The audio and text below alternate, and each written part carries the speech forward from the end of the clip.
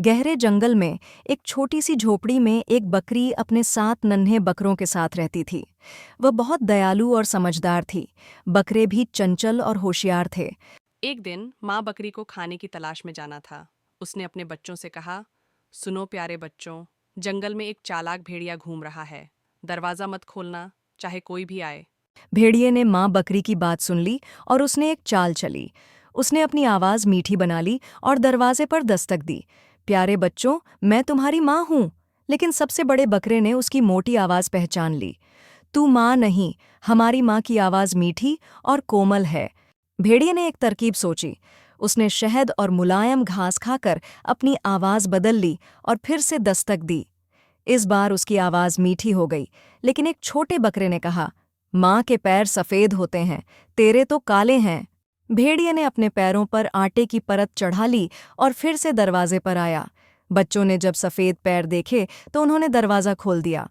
भेड़िया अंदर घुस गया। जैसे ही भेड़िया अंदर आया, सारे बकरे डरकर इधर-उधर भागे। कुछ अलमारी में छिप गए, कुछ बिस्तर के नीचे और एक छोटा बकरा घड़ी के बड़े डिब्बे में घुस गया। भेड़िए ने 6 बकरों को पकड़ लिया, लेकिन 7वें को नहीं ढूंढ पाया।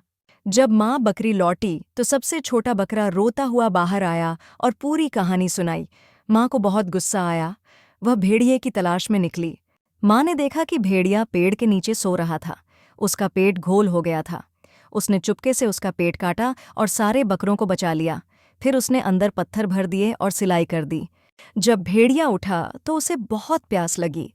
वह नदी पर गया, लेकिन जैसे ही झुका, भारी पत्थरों के कारण नदी में गिरकर डूब गया। माँ बकरी और 7 बकरों ने खुशी से गले मिलकर नाच गाना किया। वे समझ गए कि माँ की बातें मानना कितना जरूरी है। शिक्षा।